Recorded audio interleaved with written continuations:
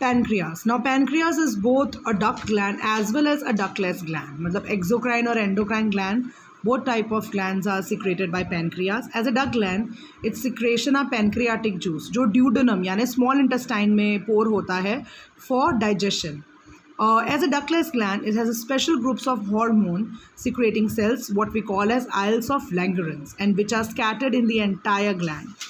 The islet cells produce three hormones, basically insulin, glucagon and somatostatin, from three different kinds of cells, alpha, beta, delta. यानी तीन type के sales हैं, alpha, beta, delta, और ये तीनों sales तीन type के हॉर्मोन्स जो हैं वो प्रोड्यूस करते हैं, insulin, glucagon and somatostatin.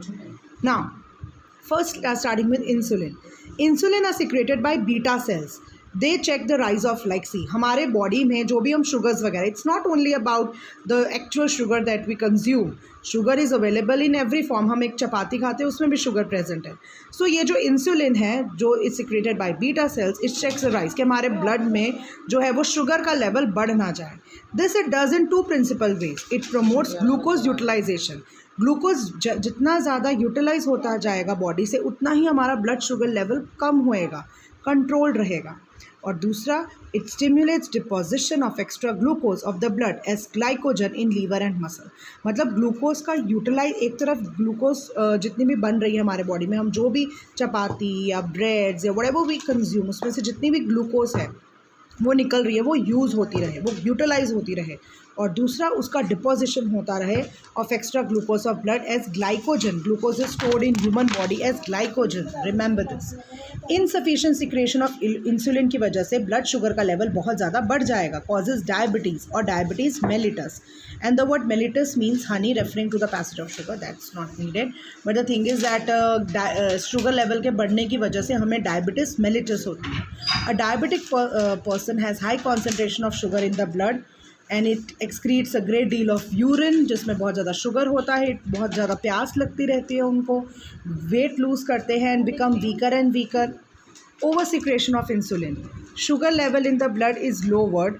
Over secretion, अगर इंसुलिन बहुत ज़्यादा बढ़ जाती है तो शुगर कुछ ज़्यादा ही यूटिलाइज होने लग जाती है और ज़्यादा ही स्टोर होने लग जाती है, तो जिसकी वजह से हम over secretion of sugar level of blood जो है वो बहुत ज़्यादा ही लोअर हो जाता है, जिसको हम बोलते हैं हाइपोग्लाइकेमिया. ब्रेन में enter a state of coma और it is definitely it's known as insulin shock and और कई बार ये जो जिनकी शुगर लो हो जाती है, डायबिटीज़ में जो लो हो जाती है, they should promptly have a bite of sweet biscuit और it is definitely it's known as insulin shock and और कई बार ये जो जिनकी शुगर लो हो जाती है, डायबिटीज़ में जो लो हो जाती है, they should promptly have a bite of sweet biscuits और sugar candy which will be very helpful. वो थोड़ा शुगर लेवल आपका राइज कर देगा.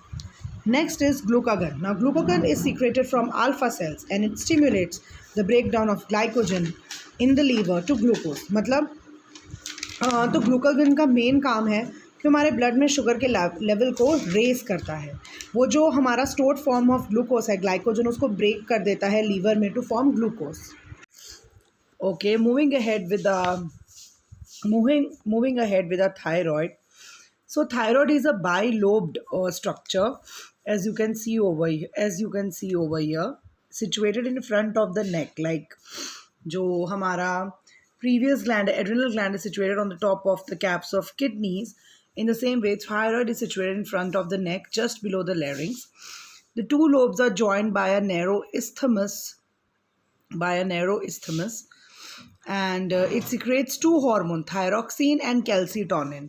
So two hormones are secreted by thyroxine. Basically, thyroxine regulates the basal metabolism, that is the rate of a cellular oxidation. जो हमारे cell metabolic activities करते हैं और oxidize करते हैं, like they release oxygen को use करके, so cellular oxidation resulting in a heart heat production at rest, an increase in the secretion of अगर थायरोक्सिन हार्मोन का सिक्रेशन इंक्रीज हो जाएगा जिसकी वजह से मेटाबॉलिज्म बढ़ जाएगा, and a decrease in secretion louvers it. It also influences a general growth of body, ossification of bones, यानी कि बोन्स का प्रॉपर मतलब जो बोन्स हैं हमारी वो काफ़ी वीक हो जाती हैं, body temperature, mental development. So first is hypothyroidism, under secretion की वजह से वो होता है सिंपल goiter, cretinism या myxoadenoma. These are the three diseases that are cause due to under secretion of thyroid. Simple goiter is basically the swelling of neck area, and this is due to insufficient quantity of iodine. Like in Himalayan region, the soil didn't contain much of iodine, so due to lack of iodine, most of the people in Himalaya suffered from goiter. So thyroid deficiencies are common in many parts of India, and cretinism is a condition which affects the growth of children, जिसकी वजह से वो dwarf रह जाते हैं और mentally भी they are retarded. Their growth is not proper. Myxoadenoma is a condition. Myxoedema is a condition that affects an adult. If his thyroid does not function properly, तो the person becomes sluggish. मतलब sluggish यानी कि बहुत ही weak, timid, and swelling of face and hands can be seen. Over secretion की वजह से भी goiter होता है. That is what we call as exothalamic goiter. Exothalamic goiter में basically आपका rapid heartbeat, shortness of breath, eyes become protruded, forms a goiter in a neck. So these are all the system. यहाँ पर improper यहाँ पर there is a summary that has been given, and it's definitely very important. Starting with the next one, the pituitary gland, as I mentioned before, also master gland. It's located in the midbrain below hypothalamus, and it is popularly called the master gland because it seems to control practically all the other, मतलब सारे बाकी के endocrine glands को जो है वो pituitary gland regulate करता है. Has two distinct lobes, as you can see, the anterior pituitary and the posterior, एक आगे और एक पीछे वाला, anterior and the posterior pituitary. And the entire pituitary gland weighs about only 1.5 grams, so it's quite light, but still it controls and regulates so many endocrine glands. The front part of posterior pituitary is different from the rest of the lobe and is called intermediate lobe. और intermediate lobe जो है वो humans में नहीं होता, but much larger some lower level organism जो ज़्यादा develop नहीं है, उनके अंदर हमें intermediate lobe देखने को मिलता है. हॉर्मोन्स जो एंटीरियर पिट्यूटरी से हैं वो है हमारे ग्रोथ हार्मोन. डेफिनेटली अगर ग्रोथ हार्मोन के ओवर या ओवर या अंडर सिक्रेशन की वजह से ड्वार्फिज्म या जाइगेंटिज्म जैसी डिजीजेज और symptoms or what we call as signs can be seen. Deficiency of GH in childhood results in dwarfism, and the oversecretion results in gigantism. The long bones lengthen beyond normal and human giants up to 2.7 meters in height are produced.